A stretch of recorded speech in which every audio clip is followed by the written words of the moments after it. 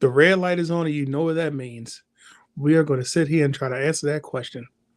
What is the most prestigious title in WWE? Without further ado, let's get to it.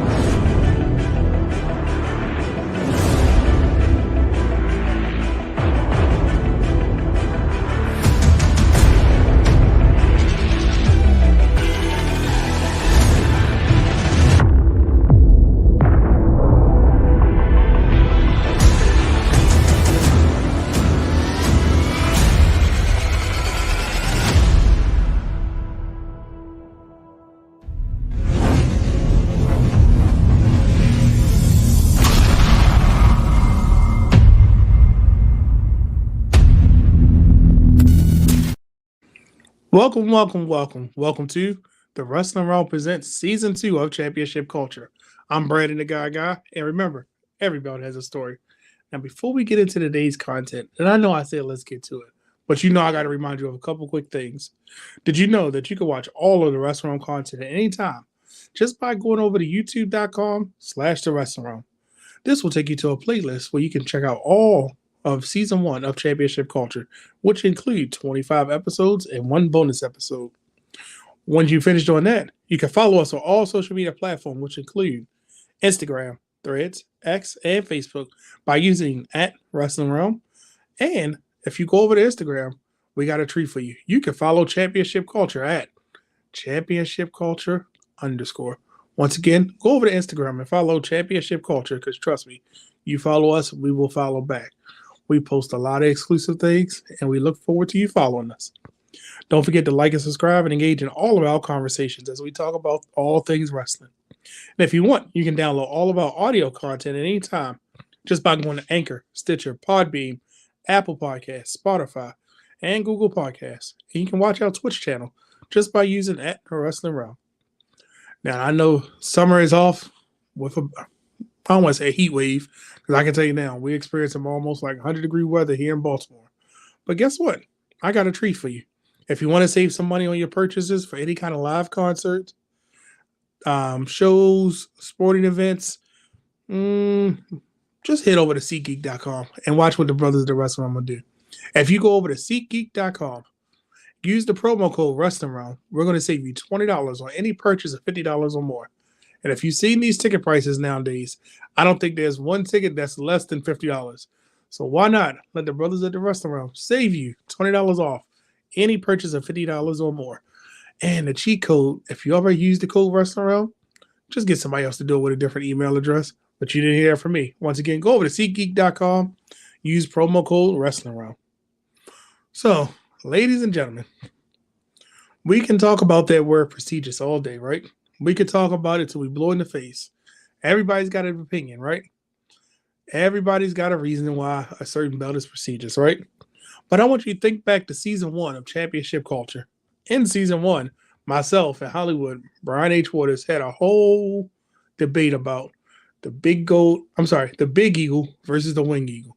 If you want, go back and check out Season 1. It was a great debate, a great show. We both defended while I was Team Big Eagle and he was Team Wing Eagle. Some interesting insight. But fast forward to Season 2, we had a WCW show where the Realness decided he wanted to do a spinoff because he didn't want to answer the question I was asking him. And that turned into Big Gold versus the World. And the thing about Big Gold versus the World, just like the Big Gold has been around, it's been probably the most recognizable, probably the belt that's always been constant while we change different belts, different versions, you name it, we've had it. The Big Gold versus the World featured a couple guest stars. Of course, you had the brothers from the Wrestling Realm, but you also had the founder of Four Sides of the Ring and Mike from Off and Off with Mike. And that brings us to today. When you talk about, something being prestigious, this brother made a comment on Big Gold versus the World. And I thought it would only fit. You know what? Let me do this the right way. Because as I introduce our guest for today, if you haven't seen it, I feel like I got to do something so people know exactly who he is, right?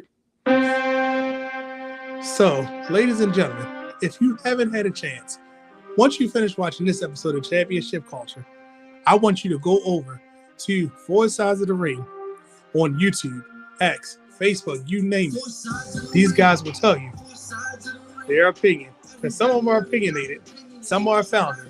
There's a savage, there's a wrestler. There's actually 5 sides to this 4 sides of the ring, but we'll get into that later. But tonight, guess who we have with us tonight? And I hope you can hear me because I'm trying not to let this song play as loud as it is.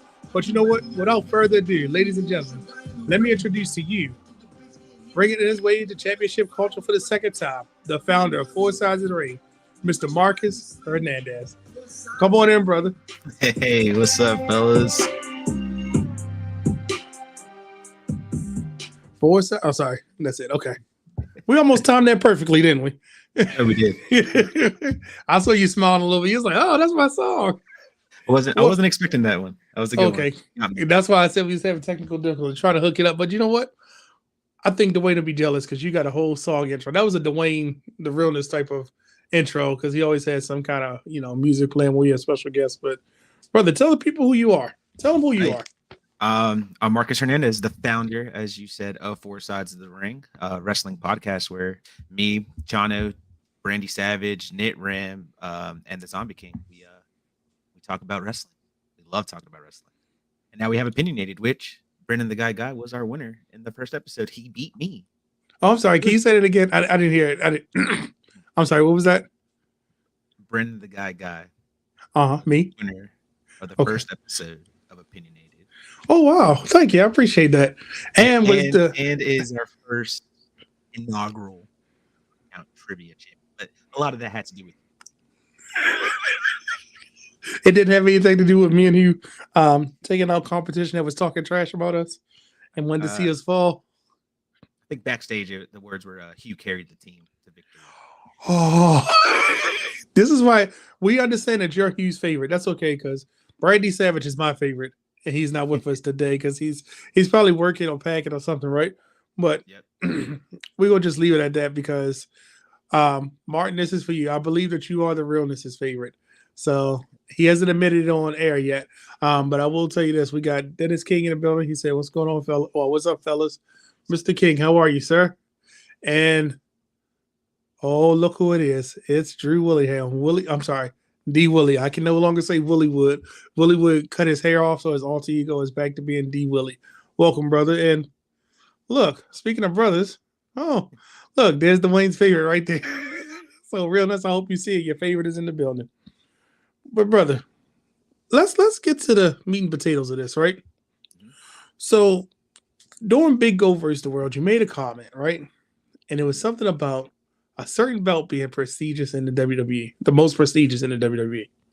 And when you talk about belts being prestigious, you can't say it without talking about the great Reggie Parks, right?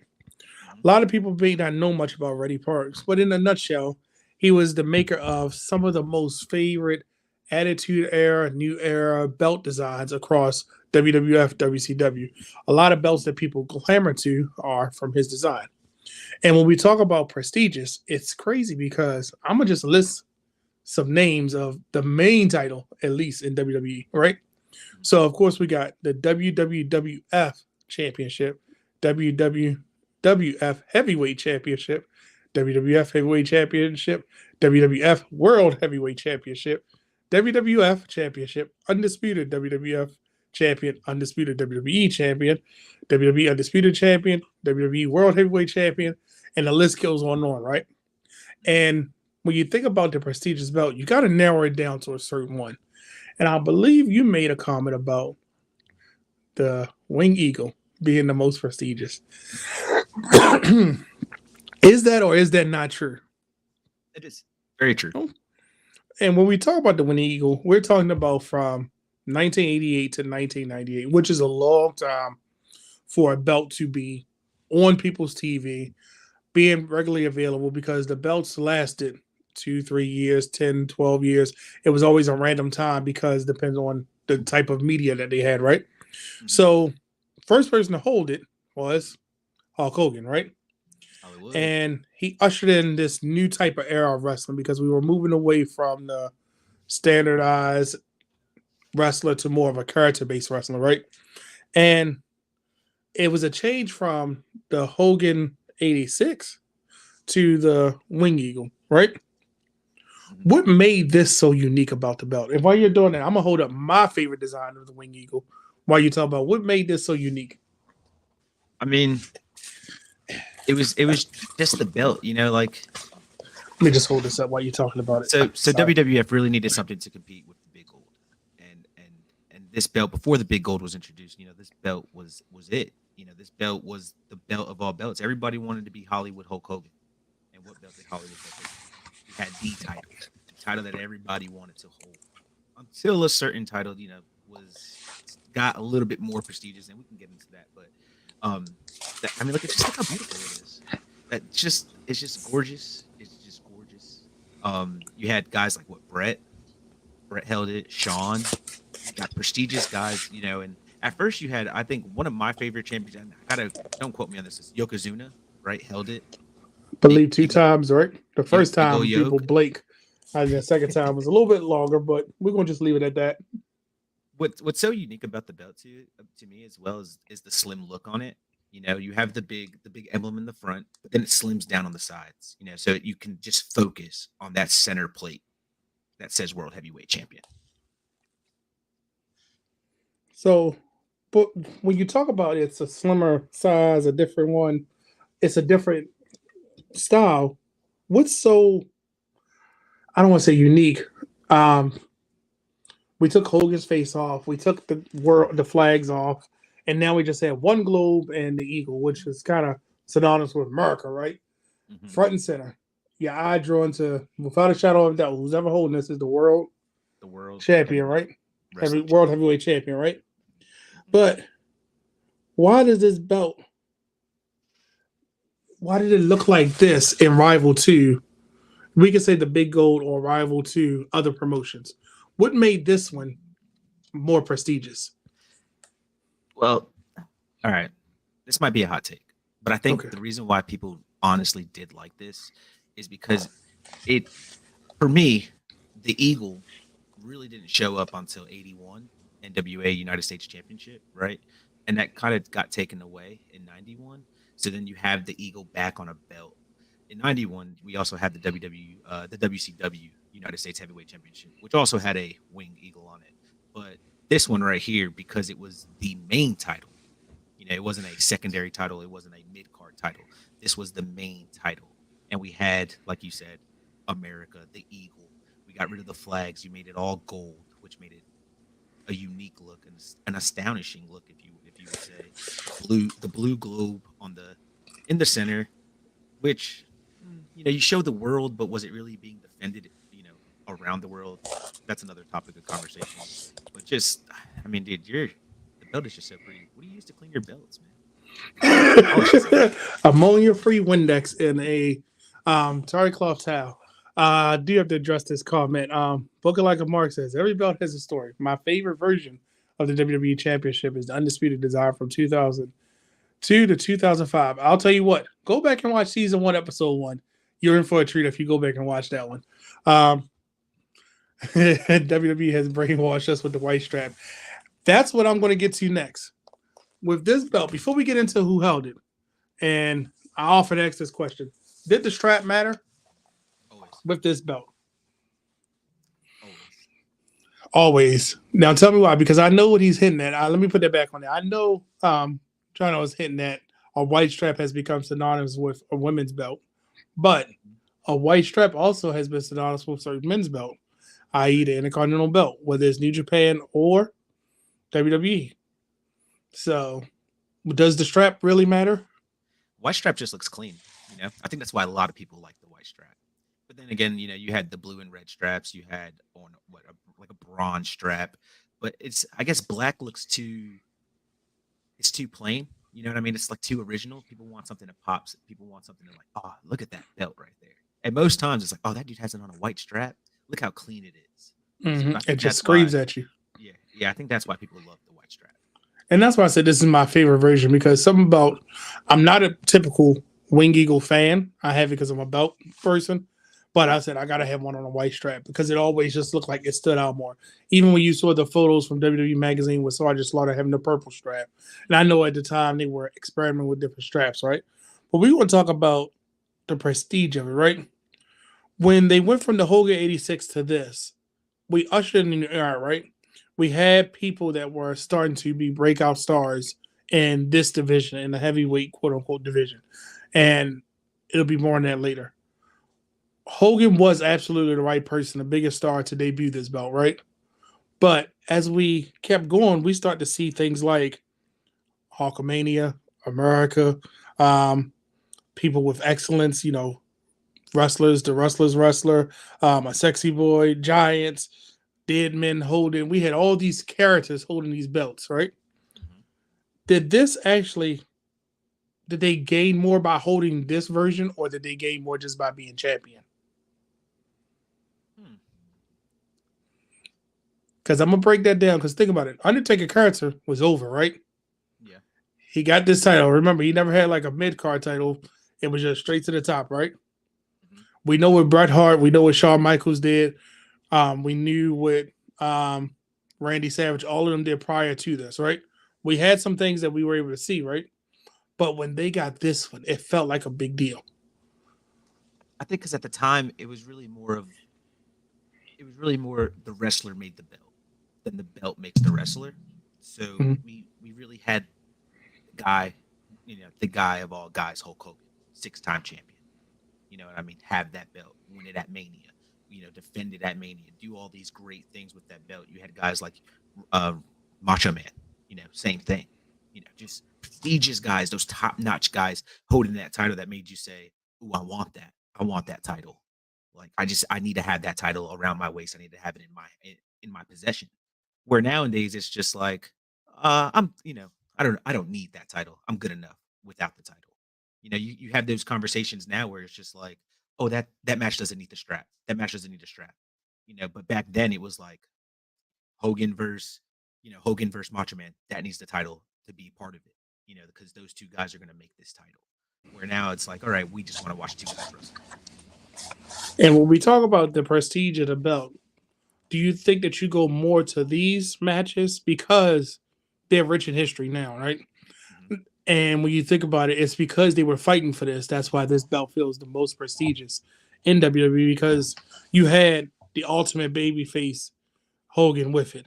You had the immovable force, or what do they call him, the Andre the Giant, get the belt. Then you had somebody like Ted DiBiase, whether he was buying it or whatever he was doing with it. And then you had like the heroes like Randy Savage, Ultimate Warrior. Ultimate Warrior and Hogan was the first time, correct me if I'm wrong, we had face versus face in order for it. And Ultimate Warrior was holding a different belt at the time, right? Mhm. Um, and then you have people like The Undertaker dethroned Hogan. So you had all these different things that we call back to history. Do these things hold up today, or do they uplift this title?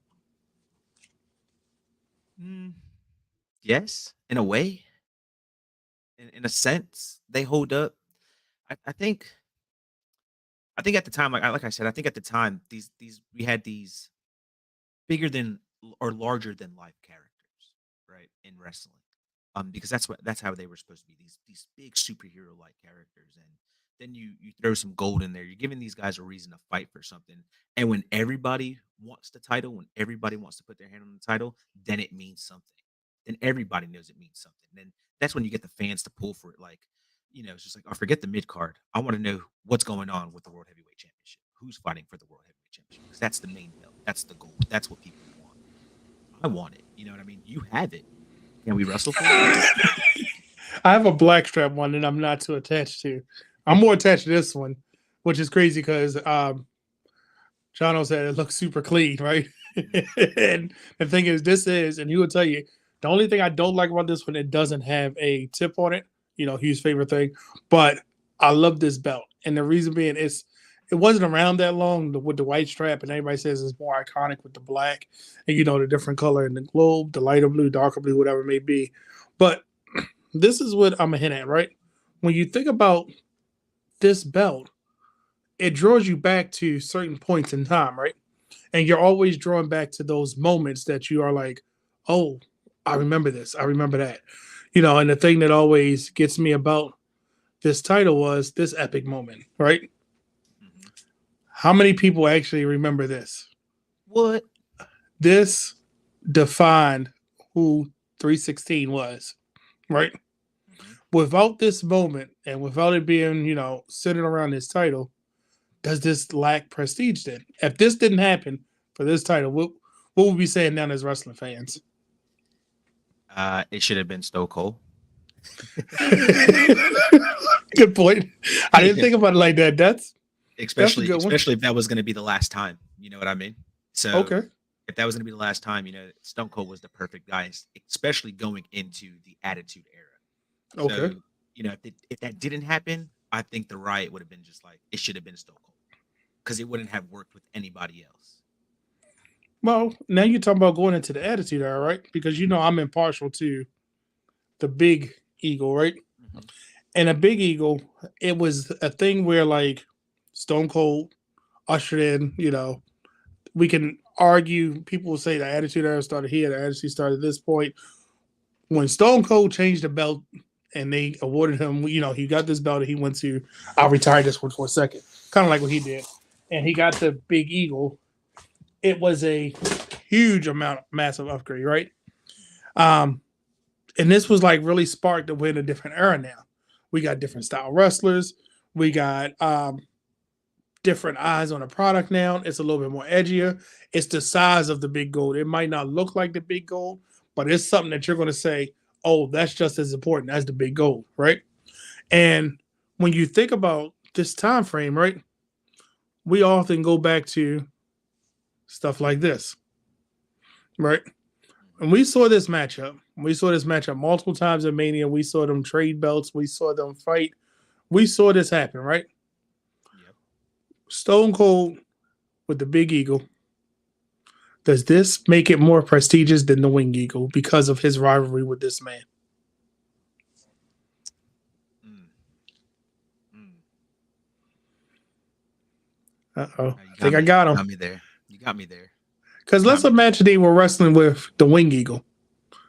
Now, the match is the match, right? Regardless of what it is. But we as Attitude fans, automatically, if you say, oh, Rock and Austin, automatically goes to any of their WrestleMania matches, right? Any of their confrontations.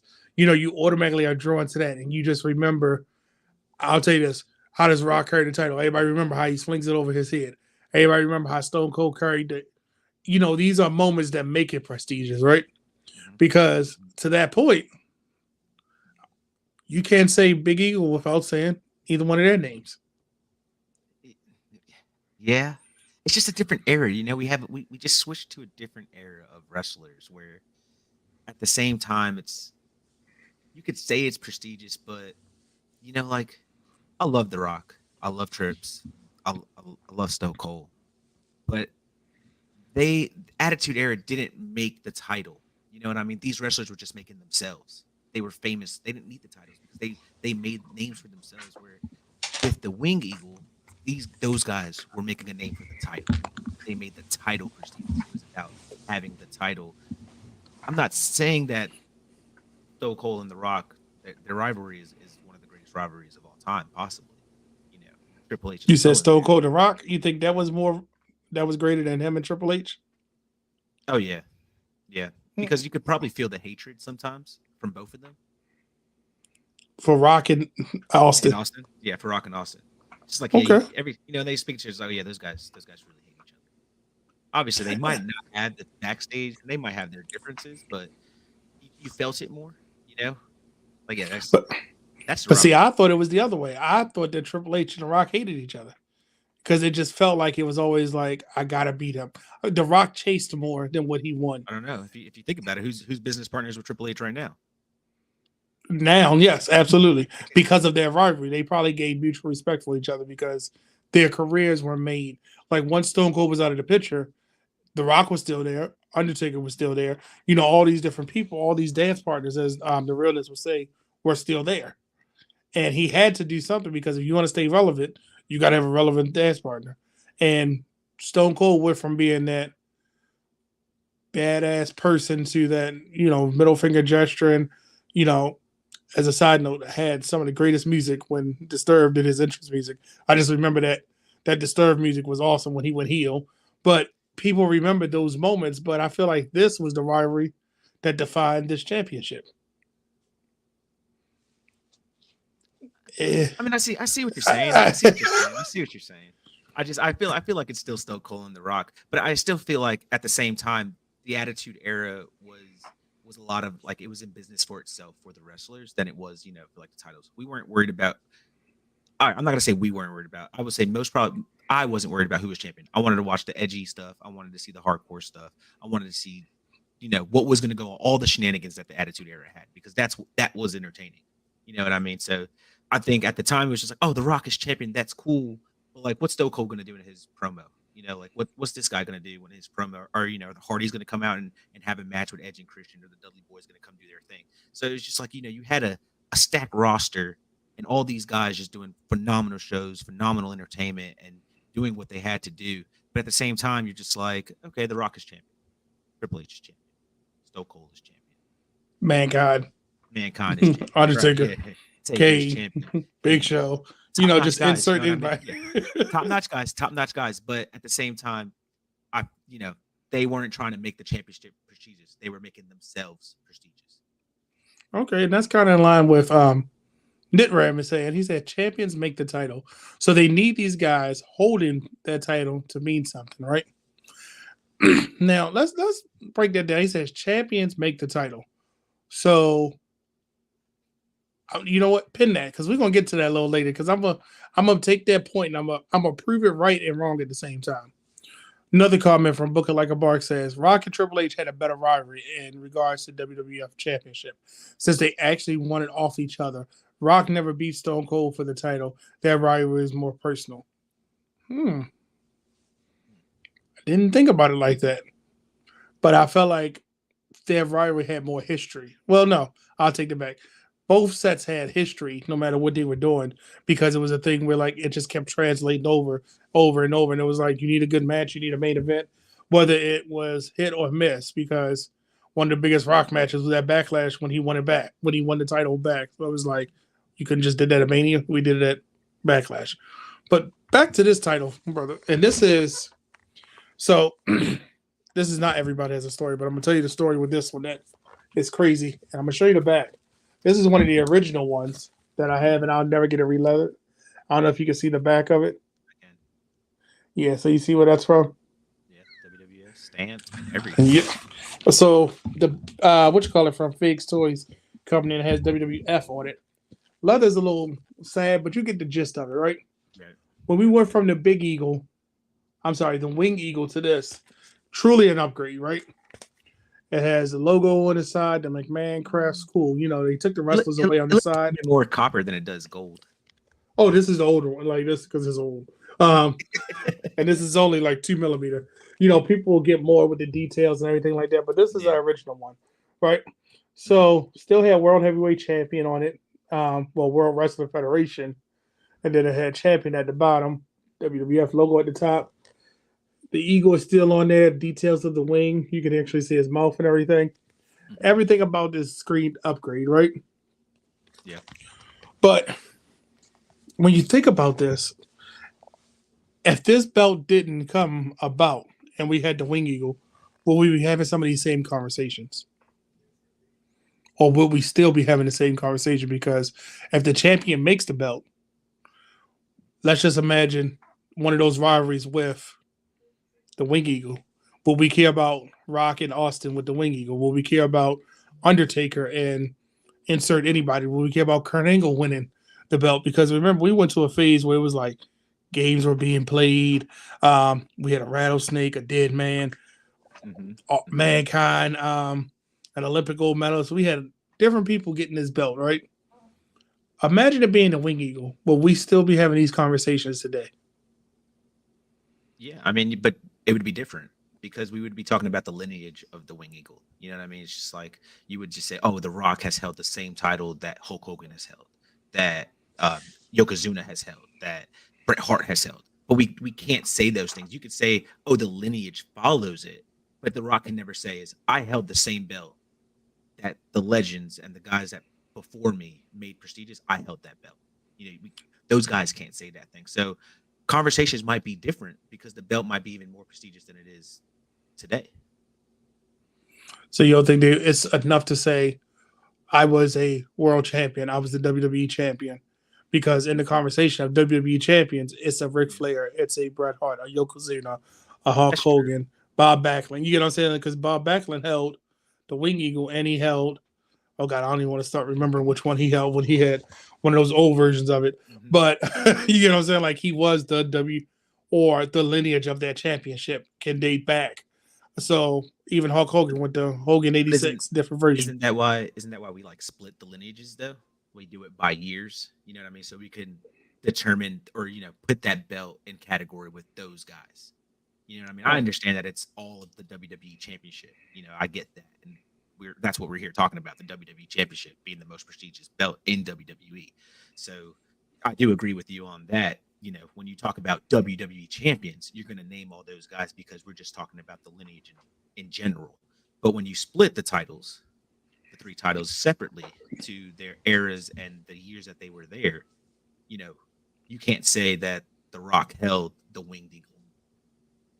WWE champion, of course. Of course. Right. I was going to say. Wing Eagle champion, never.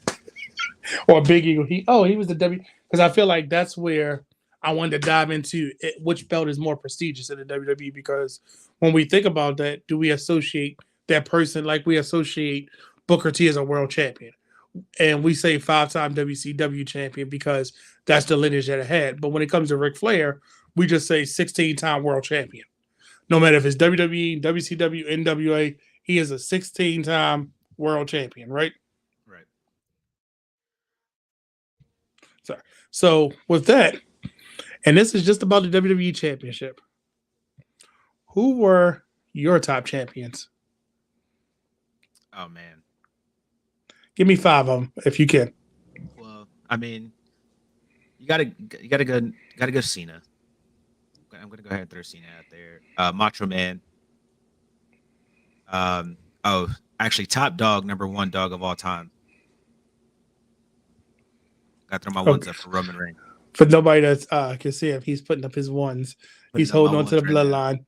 Holding on to the bloodline. Roman Reigns. Okay. Number one dog. Cena. Macho Man. CM Punk. And give me Brock Lesnar. Now, so you just named 2 people that had held the Wing Eagle. I did. Think about it. I did. You're right. But you fell right into my trap. You see what I mean? Because it takes you back to that moment, right? Which title meant more for you? Was it the Wing Eagle or the Big Eagle? You see, for me, because I seen the Big Eagle more, but the knowledge and the research that I did on the Wing Eagle, I'd have to say the Big Eagle personally, because I've seen the title. I watched it while I was growing up. So I got to say that one might mean more because that falls back to my childhood. Now, when you say that, do you find yourself going back watching more Attitude Era or pre-Attitude Era? Pre-Attitude. Interesting. So what makes this what makes it feel more important when you go back? Is it those moments that you remember, or those moments that you are now reliving, or those moments that you're now seeing? Because like for me, my grandmother got me into wrestling, right? WCW, I knew about Flair, I knew about Sting, right? Sting was my guy. So when I go back and watch certain things, if I go back and watch Ric Flair versus Randy Savage, this is not Ric Flair and WCW to me. This is different. So now I got to go back and get back in that moment and relive it, right? Mm-hmm. So do you find yourself reliving more of those moments, or just going back to the moments that you remember? A little bit of both. Going back to what I remember and then saying, all right, let me go back and watch that match that he had with this person. Let me go back and see, he defended it against this person. Let me go back and watch that match. I love watching Yokozuna. I always thought Yokozuna was a great in-ring worker. So when he had the title, loved watching his matches. Bret Hart, another one, even though he didn't like really putting people over, Bret Hart, one of the GOATs. So watch Bret Hart. Ric Flair was okay, but and I say that with all respect because the man never adapted. He just kept that moveset and just rode with it for for 75 years or however long he's been wrestling. So, you know, We're legend in his going. own right. I was trying to ignore this, but I feel like I need to tell you that Mr. Hernandez said he ain't seen no Randy Orton, so boo. And then my favorite, there he is right there. There's my favorite. Everybody just take a moment and understand that that's my favorite. There's Mr. Brandy Savage. And he agreed it was a gorgeous looking belt. And then look who it is. Ready to mouth off on his own. I appreciate it because every belt has a story. Don't worry, I'll be saying that soon. Welcome, Mike. So for people in the comments, right? What was the most prestigious design in the WWE? And it doesn't have to be one of the world champions. I just want to hear what the people say because you know I'm gonna ask you, Marcus. What was the most prestigious design? Because I think I know which one it is, but I want to see what the people say because didn't we get a comment? Booker like Mark said, the Undisputed was his favorite design, but I want to know what is the most prestigious design in the WWE.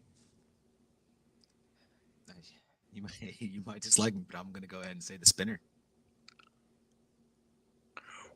Okay, he almost broke. Okay, I don't know if people heard that. He said the most prestigious design in WWE is the spinner. And I'm going to tell you why. Okay. Because it was the first time that the WWE Championship actually looked better than the big gold. It was like, that's new. You just hurt my feelings. The diamonds, the spinning, everything about it said 2005. It was like this. It was. I got him on. I think that's a first. I think that's a first. Okay. This man has said the spinner culture with Marcus Hernandez, right where the founder of Four Sides of the Ring has stated the spinner, the WWE Championship that spinned is the most prestigious looking belt. Okay. We're gonna have to kick him off the show, bro. Look, you even got. We're about to end this. I'm sorry, bro. You my favorite and whatnot, but look, bro. I said it's gonna be a hot take. But look, like I said, he got me over here sweating. I can't believe he said that. It's the first time that WWE actually had a belt that people wanted besides the heavyweight championship. Don't get me wrong, Wing Eagle cool, Big Eagle cool, but it wasn't the prestigious belt at the time because the most prestigious belt in wrestling is the heavyweight championship. First time that a design is it really is the most prestigious belt really the heavyweight championship? Yeah, because it's been defended around the entire world and it's changed hands around the entire world. The WWE Championship can't really say that. I think in the last maybe just 5 years we're watching them do PLEs across the world now. It's a little different, you know. I mean, Ric Flair literally put people over in Japan, in Puerto Rico, all these other countries. Vince was never doing that because Vince was in business for himself, and that's understandable. Very understandable. But for the first time, we actually seen a belt, a design that the WWE came up with that reached people like me, children, a kid, an attitude era, teenagers, adults. That was awesome. It restated something. It looked gorgeous. It was clean. It fit Cena. It fit the gimmick. It fit everything that he brought into it. And it was just like, man, we need that title. I'm buying it. I'm not. The only reason, I get his point from a business perspective. Like, yeah, I agree with him 100%. Design wise, I believe that was one of the major. Well, I guess the regular network logo one was the first one that made a crossover appeal.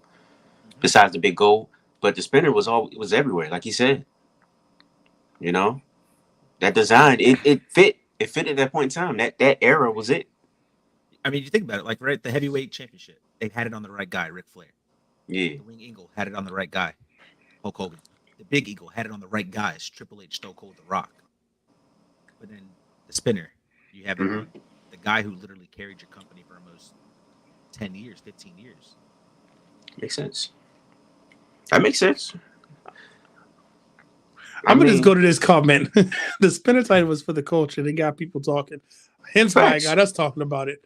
I think I don't know if Mike is laughing at my face or laughing at the fact that what you said, but we will just let that marinate for a second. And then he says, and the minifigure title that came with the action figure spun and it brings good memories for me. I did not know the minifigure you could spin that. I did not know that. Thanks. I'm pretty sure Dwayne probably has one, and we'll see it on the flagship show tomorrow on Wrestle Around Now. Check the notes tomorrow. Yep, we'll see that tomorrow. The Undisputed Design had built in prestige because it brought together the lineage of the Big Eagle and the Big Gold. When they did the brand split, it was the only one left to defend it on both shows. So, with that being said, I'm gonna take it to this, and I know he's gonna hate this because when we talk about prestigious, right? Nothing's more prestigious than this. Oh, here we go. I'm about to leave. The learning tree. No, this is Jericho. This is Y2J. This is not the learning tree. You see, he has no tattoos. He's wearing pants. He got on kick pants. And the only reason I'm saying this is prestigious because you had the two best looking belts in the industry at the time.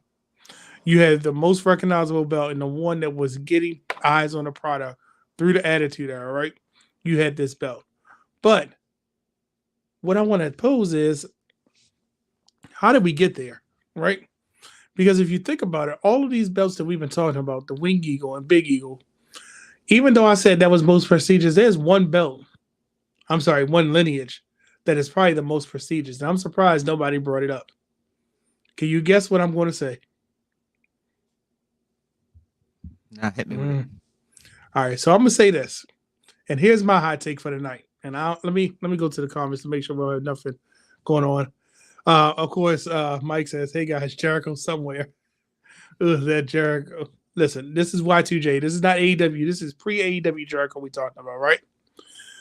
Oh, here's his last point about the spinner was Cena. So when the heel held it, the title, it felt like Cena was chasing. It felt so personal because it was, and he always did get it back. No matter who had it, he always got it back. Whether it was Edge, Randy Orton, Triple H, he found a way to get it back. And then it was cool when Jeff Hardy had it, but then CM Punk got it. So we could break down the whole spinner show.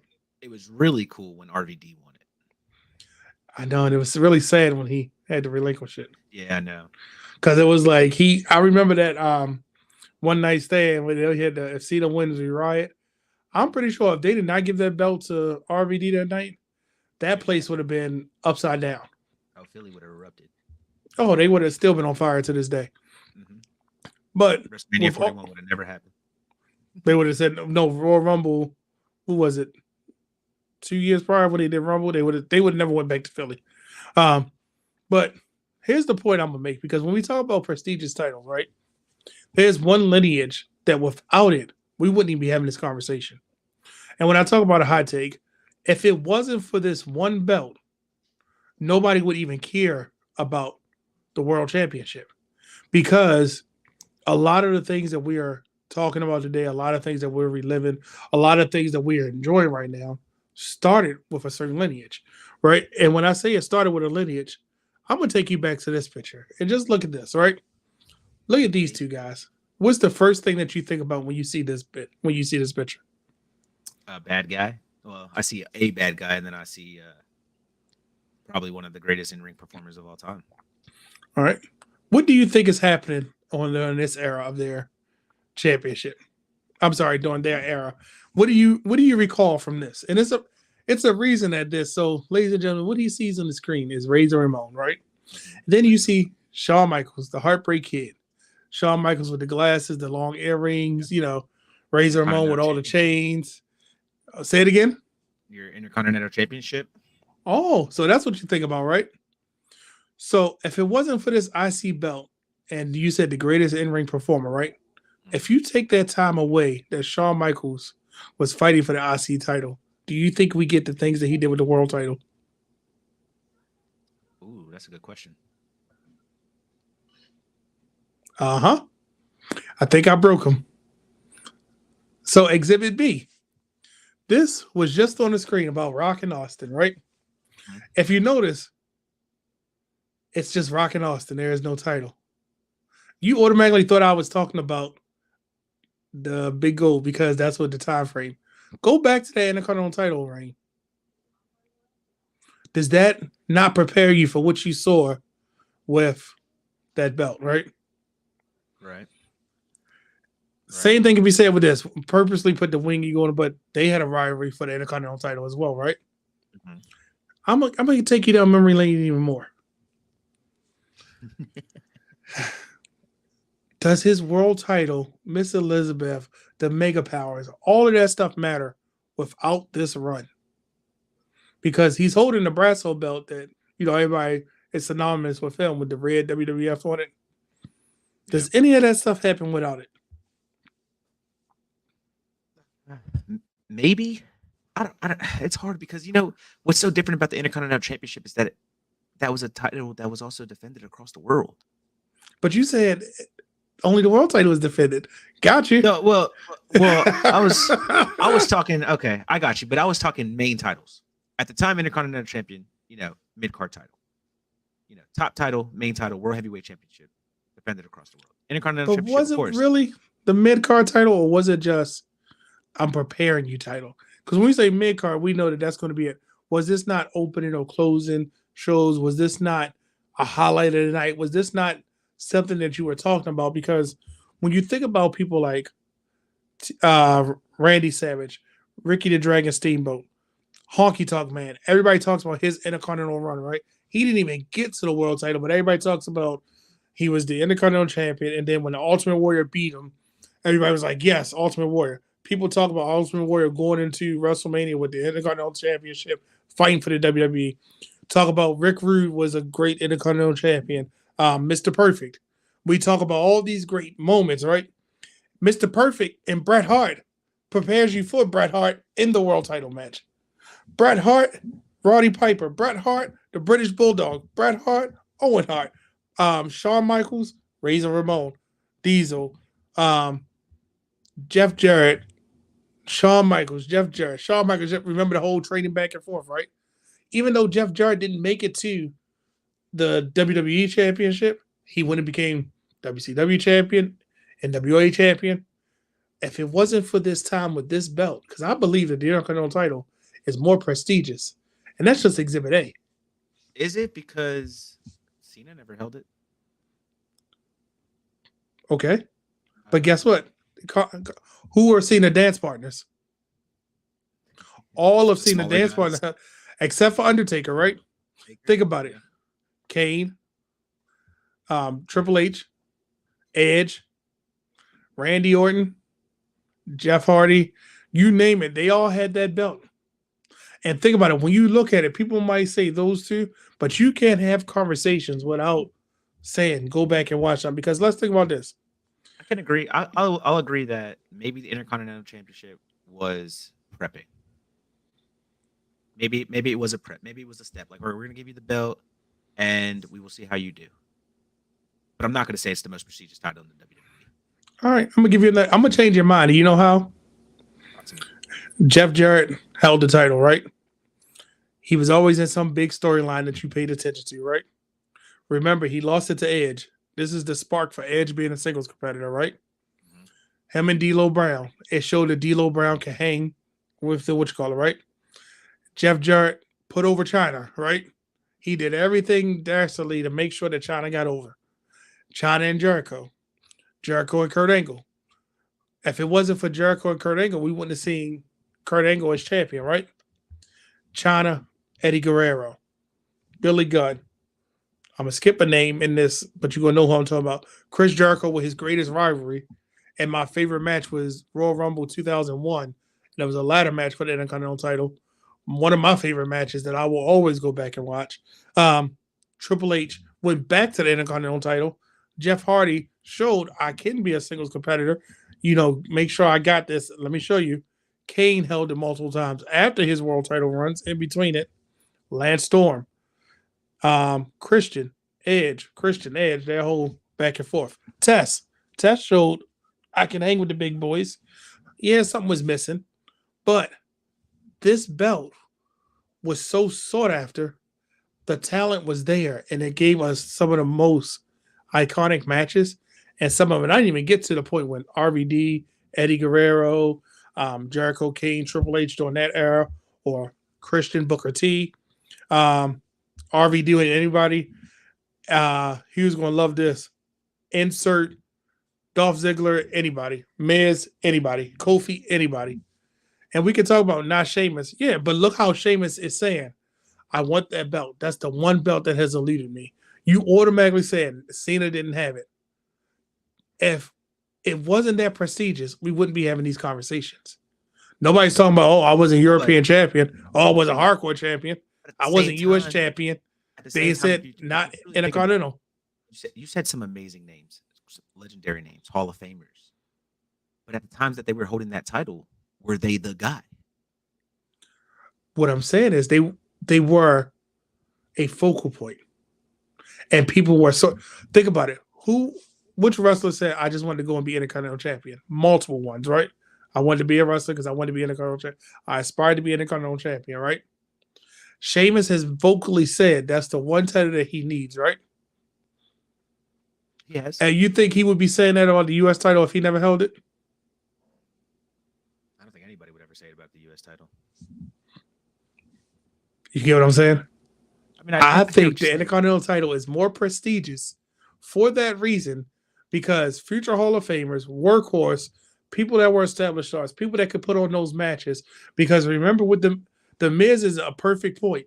He was the focal point of Raw during Brock Lesnar's absence, right? He made you pay attention to that title.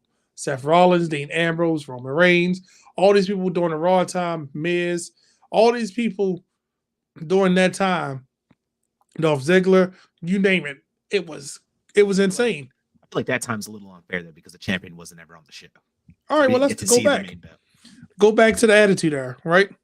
Christian and Edge. Did you care about that rivalry more than you did? Who was the WWE champion at the time when Christian and Edge was I fighting cared over about the Christian and title? Edge personally more than I cared about the title because of the friendship that they showed us and the brotherhood that they showed us. So personally, I was in it because I was in there. You know, I watched it for them, not because of the title. So you didn't pop when Carlito won it? No. Don't let Brandy Savage hear you. You might get kicked out of the show. But you get my point where I'm coming from. Jericho has made it a career to say he has held the Intercontinental title the most. The Miz had made it part of his career to say he is an 8-time champion. You know, he is the most, you know what I'm saying? Like, people clamor to that belt because of the lineage goes through the bloodline, right? Yeah. Solo or one of the Usos need to get it so that way it can continue through the bloodline. You name it, the Intercontinental title has always been that belt that was sought after, that's recognized, and will always get you to that next step. Not the European, not the light heavyweight, not the world heavyweight to get you to the WWE champion. You got Booker T had to go back and prove himself in that division to get back to a world title. I hear you. Yeah, I hear you. It was. You could say it was the fighters, the fighting championship. But at the time, though, you're still not that guy. But they are. If you think about it, that's why I said, tell me who was champion when Ric Flair got his Intercontinental title run. Who was the champion then?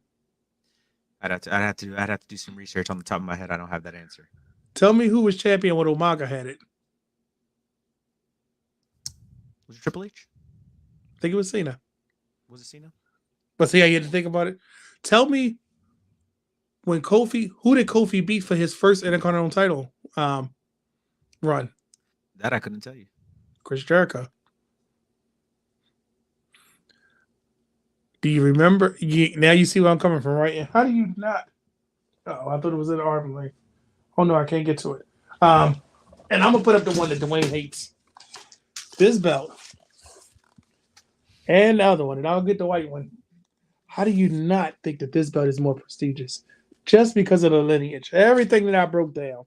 And I'm gonna get to the comments in a second. One, it's got all the consonants on the side, right? Yeah. This belt, think about it. All of those people were going after it. Regardless if Jericho kept getting it by default, Shelton Benjamin, Kofi, whoever, it was something to see. They never disappointed. The world title might have disappointed a couple times. You're like, why did this match go so long? What are they doing? What's all these wrestles? Yes, we can call it the workhorse title. I'm going to call it the most prestigious. Yeah, little brother said, too much Jeff Hardy love in here.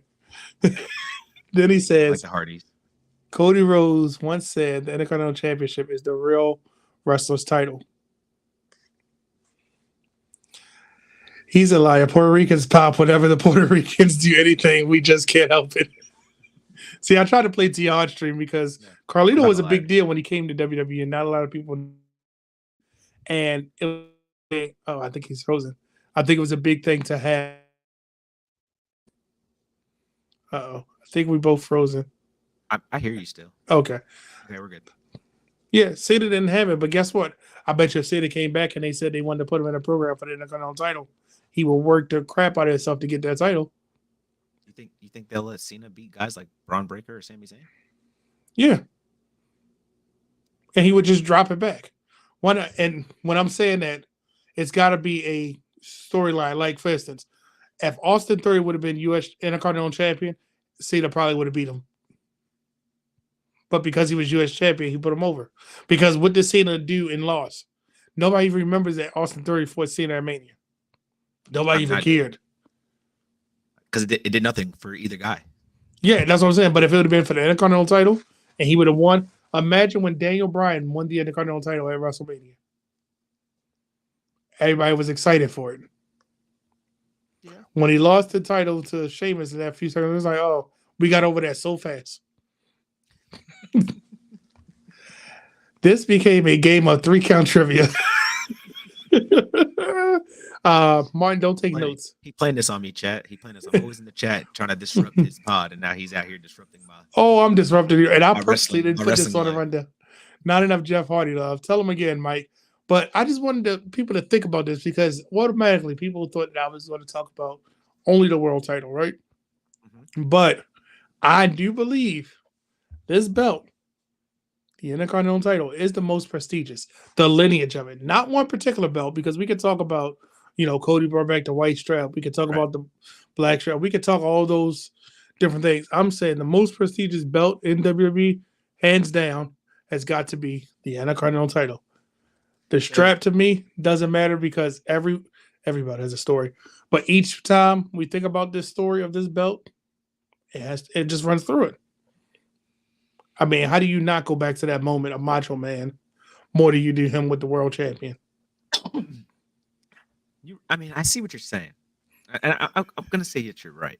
But at the same time, did it mean more when Macho won the Intercontinental Championship, or did it mean more when he won, the WWE Championship? Did it mean more when Jericho was Intercontinental Champion, or did it mean more when he won both belts the same night? You're asking the wrong question. Okay. I mean, had Jericho not been Intercontinental Champion, would it have mattered if he won that? Or think about it, if Kurt Angle had no Intercontinental or no European title run and won the title, would that have mattered? No, because we didn't know what a Kurt Angle was. Right? We didn't know what a Jericho was. The sad part is when Jericho won it, and I'm the first one to admit, his run, they didn't believe in him. It was horrible. His run it's because Triple H wasn't there. If that's what you want to call it, Vince decided, give it to him. Triple H will be back soon. Rock and Austin got enough accolades. Give it to some new face. But they didn't give him a chance to be Jericho. Let's call it what it is. And I'm not saying that because I'm biased towards him. He couldn't do anything. I mean, he's shown that he's creative, not in AEW. He's shown that he was creative in WWE. He showed that he can be a character. He can reinvent himself. But when you gave him this, what happened when he lost it? He made that Intercontinental title right back to being prestigious. He made it must see. He made you want to watch his matches. Him and Rey Mysterio for the Intercontinental title. Who doesn't remember that? You remember those matches fast you did. Who did he defend his title against? And let me just see if you remember. And don't say Triple H because that was WrestleMania, so that doesn't count. Yeah, give me who his first title defense was. I'll wait. For Jericho? Mm-hmm. Of the Undisputed Championship? Yep. Off the top of my head, I don't know that one. You got me on that one. I believe it was Stone Cold. Or was it The Rock? Because I know he defended against both of them. But you see? But we remember that. Remember when he took the mask of Rey Mysterio off? Remember he won the title? Yeah. We remember these things. So, ladies and gentlemen, I don't know if I did it, but I think I might have changed his mind a little bit. I'm thinking about it.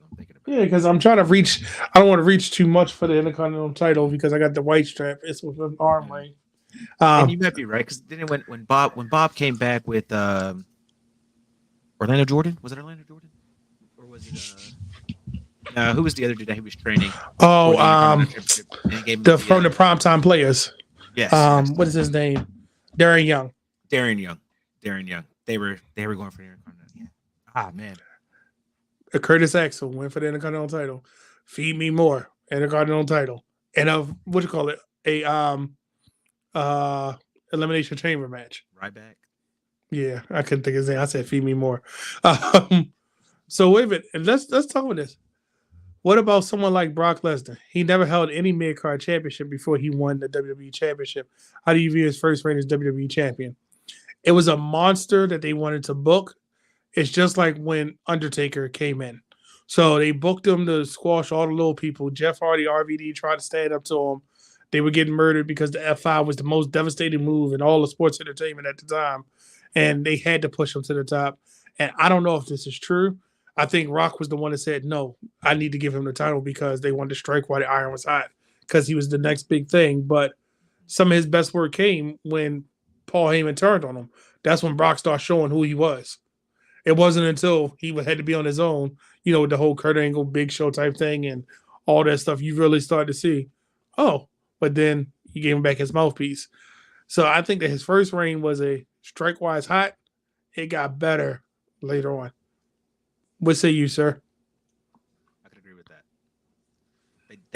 They booked Brock 100% correct in his first run. It was just correct booking, and then they rode with it. And if that's the case with the Rock made the right call by letting him go over. So yeah, I could agree with that. Let's just hope he doesn't come back and take it from our champion Cody Raheem Rhodes, because where Brock Lesnar likes to take it from champions, but we're going to let that marinate for a little bit. Yeah, I do have a follow up to all this, sir. So now that I didn't broke you a little bit, now that we know what the most prestigious belt is, well, according to the guy, which now the founder has been made to the dark side. Are you ready for this? Who had the most career-defining moment? And you can pick any of the three belts that we talked about. Who had the most career-defining moment? Whether it be the Wing Eagle, Big Eagle, or IC. I just want to see which one you're going to default to. The most defining moment?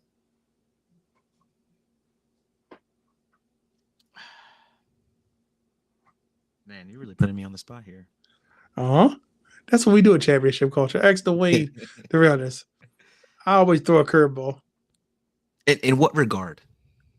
So, for instance, when D'Lo Brown won the title and he became a double champion, right? That was kind of like the highlight of his career because he beat Jeff Jarrett. He was the Intercontinental European champion, right? And I'm just going to use that for example. But when Stone Cold became world champion, it was like he did it. Look at all the stuff that this man has done. He's did it. He's at the top. Did he break his neck after that? Or when did he break his neck? Before or after his first title run? I think it was after. Okay. So, but then you had people like Shawn Michaels, who, when he won it, it was like, okay, the whole center around a Montreal screwdriver or anything like that, right? Because his career was defined by that for a long time, and nobody could get past that portion. So, whether it be the Big Eagle, Wing Eagle, or Intercontinental, let's just say WWE champion or Intercontinental champion, who had the most career-defining moment? Man, that's a tough one. That's a tough one because there's a lot of things go through my head. Cena tying Ric Flair. Okay. See, that's career defining. Like, that was crazy. We didn't think nobody was ever going to catch up to him. Randy is kind of close. Him and Triple H are close. Yeah, but then Triple H is done, and Randy looks like he's a tag team guy now. So Randy said, "I'm chilling. I'm good. You want me to do what?" Is what 275? Yeah, he's chilling. Randy like, I ain't doing that. I don't need to be champion. I'm good. Y'all go ahead and do all those shows. Leave it for those young kids. I'm gonna just keep lifting this weight and get out here. I gotta give it to Danielson. I gotta give it to Braun, the American Dragon. That WrestleMania moment, that was great. That was prestigious. That right there defined everything. Kofi Mania was another good one. Mm-hmm. Yeah. But I gotta give it to Braun, the American Dragon. Okay. That yes movement when he finally did it and he got it, like you said, it was just he did it finally. He finally did it. So I gotta give it to double belt Brian. Especially that last scene when he was like this and Yep. he was holding up. That what I th- I think that we're not going to fully appreciate. Like I'm gonna say this: when we did the United States Championship, the show about the United States Championship, Stars and Stripes and Slams, and going back and watching that stuff, I didn't appreciate Kofi. I appreciated him, but going back and watching, I'm like, oh my god, this man really was at the peak of his. Like he was the. He cooked with that title. Yeah, I was like, whoa, wait a minute, and then it was like, USA no matter who it was like, this thing is awesome. So I think for like now that's he had been in the WWE for 11 years, so that's some time ago. But for us to go back and watch Daniel Bryan now, I'm be like, we're not going to appreciate it till he stopped wrestling. We're like, man, that man really was the great, because that title gets thrown around so much, but I don't think we have enough validity. Like I tell people all the time, and this is something I'm probably going to get flack for. Hogan and Cena are great because of the era that they were in. You can't say they are the greatest of all time because the time is still going. People are trying to say Roman is the greatest of all time. The time is still going. Like Cena was great in that era. Which color was great during that era? Like when people try to compare Jordan and Kobe and LeBron, I'm like, they're different eras of people. It's different time frame. The game was different. So when you say that, like, is he one of the greatest of all time? Absolutely, one of, because whatever era you try to depict is what you're going to say. You know what I mean? Like, oh, if you talk about during the Big Eagle period, you might say Triple H was the greatest because he had a stronghold on the belt. If you say during the Wing Eagle, you might say Hogan was because he had it, what was it, 4 or 6 times with it. I think it was 4, right? Was it 4 or 6? I think he might have been a 6-time WWE champion. I think he held the 6, but he held the Big Eagle, the Wing Eagle 4 times, right? Right. And he had the most defining moments at that time. You know what I mean? But I'm not going to say Hogan is the greatest. I'm not going to say John Cena is the greatest of all time. The time is still going. What if somebody does something to surpass Cena? I think people put Cena in that conversation, and I definitely say he's one of the GOATs because he definitely did something that I don't think any wrestler could have done at that PG era time. You know, Vince picked the right person to make Super Cena the person that he was. You know, so I think PG era was really, really hard. It was a really tough time for WWE and wrestling. So, you know, the fact that Cena did that and carried it and still made it relevant, I think that's why a lot of people put Cena up there. Makes sense. I'm just saying time is still going. Yeah, 100%. Because like for somebody to say, oh, the Bloodline is the greatest faction, I'm like, it's still going. Like the New Day is pretty much done. It's Kofi and Xavier now. So if you're going to talk about the greatest tag team, it's crazy. We got to say the greatest tag team is a faction of 3. You know what I mean? But it's the simple fact they've done wrestling. You got to put them in the same category you would the Hardys, Edge and Christian, the Dudley Boys, the Briscoes, all these different type of people. You put them in the greatest tag teams of all times. But I think the Bucks. I'm sorry, I was frozen. What'd you say? I couldn't hear you. Oh, okay. Yes. the moderately aged Bucks, as Chana would say. Yes. Also, but Eddie winning at Mania is getting that big. I'm sorry, the big one from what? Big from the one we didn't. Oh, okay. I do like the Undisputed Belt, and I think Eddie Guerrero winning at No Way Out because that's when he won the WWE title, right? I wish they would have pushed it to Mania, but then that would have overshadowed the other title win. Like, because I remember. Can I ask you a question? Was Rey Mysterio winning the heavyweight? Was that more of a defining era? Or do you think that was a gift? I think it was a gift, but I think it was a thank you, Ray, because he has been stuck in that. Like when he came to WWE, he was, quote unquote, the legend Rey Mysterio, right?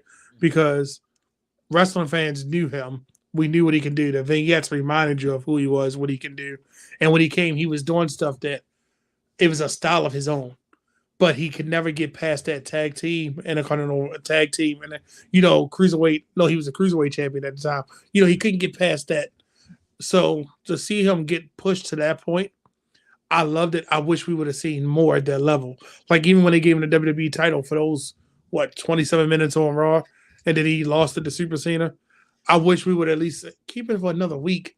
And I'm a firm believer. I believe it was Nip Ram, or was it my favorite said, I don't care if you had the title for 1 minute or whatever, you are in the record book as being a champion. He will always be a WWE champion. Nobody's gonna look and say, "Oh, it's for however many minutes." I'm really glad that happened. I just hate the circumstance in which it happened because he had won the Rumble that year. He had went through that extra trial and tribulation, and when Randy Orton had beat him, and I think that triple threat match was crafted very well, so that nobody came out like, "Oh, they got buried." Oh no, their career won't keep going. Right. Okay. I agree with you. Eddie went at Mania and getting a big, hug from the man we don't name was beautiful. That's why I said I wish he would have won it at Mania. I'm all about a Mania moment for people because I think that everybody that wrestles and put their body on the line deserves one of those moments. No matter what time or what point of the show it comes on, they should have that Mania moment because they work hard for it. And, it's the Super Bowl for them. It's the World Series. It's their pinnacle of everything they've done over the last few years. And if they get to have that moment, I think that is, I don't care if it's the main event, mid card, pre-show, whatever, you got that Mania moment. And I think that it sucks because the name that we won't name is pivotal to some of these conversations about a prestigious title. And you see how they glaze over it. Because some of my favorite matches were during that time. Yeah, 100%. But We could say the Wolverine, can't we? then I'm gonna say Brian Cage. And that's gonna be my we talking about Brian Cage because now that became Brian Cage, who to me is he's an awesome gentleman. Oh yeah, he's great. Yes, good guy all around. The character he plays is not like the person. He's an awesome guy. I would encourage anybody if you had a chance to just meet him, go meet him. First off, the man is one big muscle. Oh yeah. Yeah, that's anyway, that man he made me feel extra fat. Standing next to him, I said, "Good God, I just gained 20 pounds. Jesus, I need to start. I want to start doing push-ups right there with him." But Mr. Founder, the last and final question. Are you ready for your last question? I think so. What is the most prestigious / iconic belt in WWE? Man, you see, it's like, and this is for the comments too. I wonder what they're going to say. The most prestigious / iconic, and I'm saying / iconic for a reason. Because you said the spinner, but now since we've had this whole conversation, I got you to think a little differently. And everybody in the comments, if you can drop, what is the most prestigious / iconic belt to you in WWE? Not saying, because this person, because all of these things will be rooted in opinion. And everybody's opinion matters. Just like every belt has a story. This is where I want to see the story behind it. Oh, while you're thinking about that, I'm gonna give you some time to think about it. This man said the Heritage Cup, obviously. He just knows I don't like the Heritage Cup. I don't like it because I don't understand it. Just like I don't like the pure title. When you have to give me rules to the match, I don't want to be vested in it. You know what I mean? Like if you gotta give me all these special, like, look, we gonna have a hardcore match or Extreme Rules hardcore, ladder, cage. Don't give me this. Oh, yeah, this match will be under House of Black rules, which means for 37 seconds you gotta have your hand tied behind your back. Why do I care about this? Why am I gonna watch this? What are we talking about? So every time the pure title is defended and they put the rules on it, I'm like, oh my God, I forgot. Oh no, they can't do aerobic. Oh, they can only do this. It's too much. In the Heritage Cup, I always feel like I'm watching something like, what is happening? What's next? Yeah. What everybody do? It already, like, people who don't watch wrestling, it's confusing. And then you throw stuff like that, and it's just like, never mind. Yeah, I'm confused every time they explain the Heritage Cup. But back to you, and this is for let's see what anybody in the comments is going to say with the most iconic / prestigious belt is. If you're going lineage, you gave a really compelling case on the Intercontinental Championship. I will give you that. But you still got to say the WWE Championship, man. There's a reason why that title is, it's got the big logo on it. It's got the gold on it. I mean, it's the reason why that Vince pushed that title so hard because he wanted that to be the most prestigious title in all of wrestling. Is it there now? Possibly. At the time, no. So I still got to say that the WWE Championship is the most prestigious title in WWE. The lineage of it, not one particular one, but the lineage of it. The lineage of the WWE title. And it's crazy that you would say it because if you pay attention to the and this is for everybody that might be watching along, we put, when I say we, the super producer put the logos on there because we wanted people to try to pick out not only a lineage, but it can be anywhere from, the attitude, the ruthless aggression, what I don't know what the Triple H era is that we're gonna call it now, or back into the cartoon Hulk Hogan Eat Your Vitamin era, whatever that was called. But we want to know what was the most prestigious championship in WWE, and I think you answered it. But I'm happy I got to change your mind, and I can't wait to see if we're gonna have notes from realness that's gonna say he agrees or he disagrees with me. And the crazy part is he didn't come in the comments this time. We got first off. Yeah, he's probably taking his notes. He's like, all right, he might have a lot of notes. This guy, the middle H to the A to the S to the C to the H to the E to the 3 to the R to the D. So what he's calling Triple H the metal era because we have this running joke that Triple H, whenever like a wrestler is about to come back or whenever they need a refresh, Triple H is like, they need more metal. Put more metal in their entrance because everybody's song gets more metal. Like, how do you take Rhea Ripley's already metal song and metal it up even more? Like, he took Charlotte Flair's song and said, nope, give it some metal. Braun Breaker, he needs metal too. And like, everything has that metal, more metal. When the Judgment Day comes out, just let the metal play. Yeah. Damian Priest song, all rise, but add metal. Everything gotta have metal. Yeah. Did you call Metallica? Get some of that in there too. So this is now known as the metal era. Thanks. He's got to stop asking us if we're ready too. Like, we get it, Triple H. We get it. We understand. We've been ready. Oh, I didn't notice that. Did he really? Who said I can watch this? Who said he added metal to his wife's theme? I didn't notice that. Probably because the crowd was like, "Oh, she's here." I'm going to go back. If he added metal to her song. The other story was outshining the Bloodline for a bit.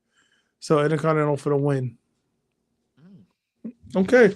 This is from, I'm not going to call him a hater because I think China was the hater of Four Sides of the Ring. It's equal. Very equal. Martin, you just are not loved. That's what it is. You're not a hater. Nobody loves you. Because if anybody is saying Four Sides of the Ring, you can tell nobody loves this man. And even after I gave him a hug at Mania, it wasn't enough. So this is all you, Marcus. Marcus, please, when you see Martin again, make sure you hug him. Okay? I will. Because I know that's your little brother. He needs love too. Because then he might stop and think. But anyway, with that being said, I don't know if there's anything else we can debate because I feel like I made my points. I feel like you made some strong points. You made a compelling argument about the Intercontinental Championship. I'll give you that 100%. It helps that it's one of my favorite belts. And that was the first belt I ever owned. Really? Mm-hmm. Okay. Yeah. Oval IC was the first belt I ever owned. And it was because when I got back into wrestling heavy, Chris Jericho was the Intercontinental Champion and he was doing stuff. I felt like he was doing more stuff to make me want to pay attention. I remember saying, oh, I got to go see what Jericho's doing. Oh, where's Jericho? He'll come out. He had the cool countdown entrance. He had the whole thing, with the come on, baby. I just thought it was very rock star like. And I was like, that's different than somebody just music playing coming to the ring. It was like a whole production. Break the wall, Jericho, right? Yeah. Yeah. So everything about it. And I remember when I met him and as a championship culture exclusive, I'll show when I met him and I will actually show the belt that he signed because he signed my Intercontinental title. And it was crazy because he signed it at the time. He was an 8-time champion and he signed it as a 7-time champion. And I was mad because I was like, that's not your right number. And trying to correct me, he said, I don't count the one me and China had to share. Oh. And I was like, oh, okay. And he told the story behind it. He was like, because we were co-champions, and it was never really mine. So he gave that whole thing. He was like, yeah, I didn't count that one. Even though WWE record books count that one, he said he didn't. But that was the first belt. And I think I have such a special lineage to it. And plus, when the white strap came back, it just felt like it always has these resurgences that it feels so much more important. Like, when they revamped it and gave it a new design. I know people hated it. I didn't hate it. I just thought it was different. It was, and the Intercontinental title has always been different. It should not look like the other belts, and I'm glad the U.S. title and the Intercontinental title are different. But the thing is, you should look at it and know it's the second tier or the other championship that is you want to pay attention to that. Because if you look at the WWE Championship, the Universal title, all of those before the world title, before the big gold now that we have, it was the first one to do something different. And it drew your eye to it. And then the U.S. title came and did something different again. So you have 4 distinct belts that are totally different.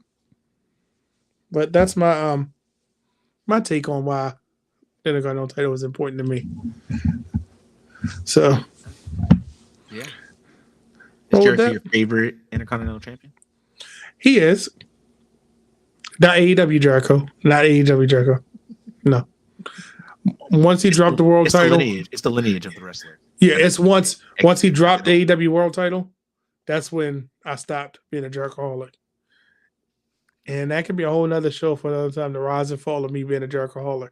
I don't know if anybody would tune in for that or even care why, because I can feel like Haas the third is doing this right now. What's that? Yep. There it is. Ain't nobody care. Got him started with Jericho. Every Jericho has a story. Hence why both of my AEW belts. No, it's not happening. Uh-oh, you break it up too much. That's what the Jericho hate come from. Both of my AEW belts have his nameplate on it. Nice. Yeah, so. But I'll tell you what. Tell these people where they can find you. Where can they find the founder? You can find me on Instagram at the Marcus Hernandez, but most of all, you can find me at 4 Sides of the Ring. You can catch me anywhere. 4 Sides of the Ring podcast, IG, 4 Sides OTR. Yes, there you go. Has it all up. Look at that. My guys out here coming out with the card. That's awesome, man. You can find me at all these places. Please follow, like, subscribe, and share to us, but also to Championship. I appreciate you guys having me. I know if you want to keep going because your theme music was playing. It's a good thing. It's a good thing. Shouts out to Chano and his people getting this done for us. And shouts out to you guys. We are going to reveal. We got a reveal on Thursday. Oh, what time? Guys hooked us up with some stuff. 8:30 as always. We'll be live. So excited to show everybody. Man, he will be there disrupting. No, I know if you're tickets, we'll be fired off all kinds of comments. But if you're free on Thursday, check out the guys over at 4 Sides of the Ring. I like the fact that you never know which 4 you're going to get there because sometimes they rotate Dwayne's favorite in there. But, as long as my favorite, don't let them miss another one because if you need to laugh, please go over to, what is his name on TikTok? Hold on, let me look it up. Brandy Savage's TikTok. Because I'm telling you, I shared it with you and we laughed for about an hour. I laugh every day now and I go back to it. Oh, man. I can't remember. Is it He's Down Bad? Yeah. Is it?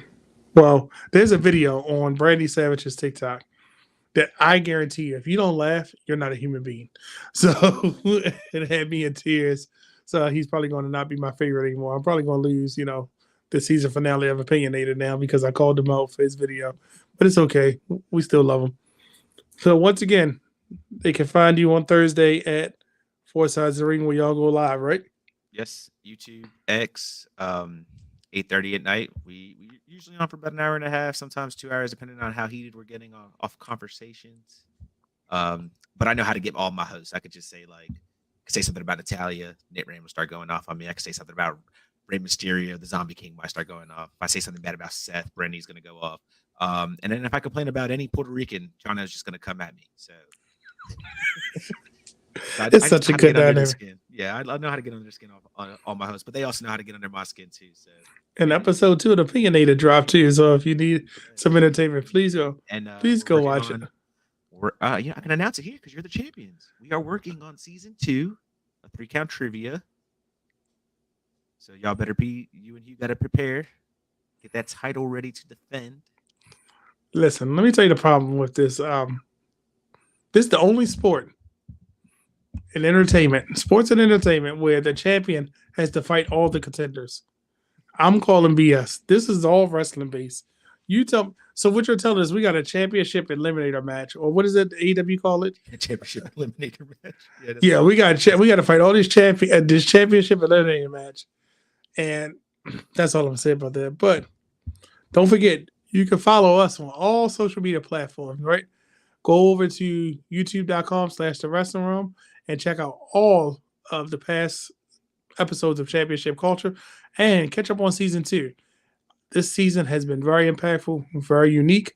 I think very opinionated is still phrase for you guys. But trust me, when we tell you go check out those episodes, they did not disappoint. Also, follow Ash the Third and myself on TikTok, Instagram, X, and Facebook. All of his is H to the A to the S to the T to the H to the E, 3 to the R to the D on all his social media. I thought he's going to put it on the screen. And of course, Championship Culture _ on Instagram. That's the easy way to find us. And just like we say it every time, I don't know if you're ready for it. Every belt has a story. Can't wait to hear yours.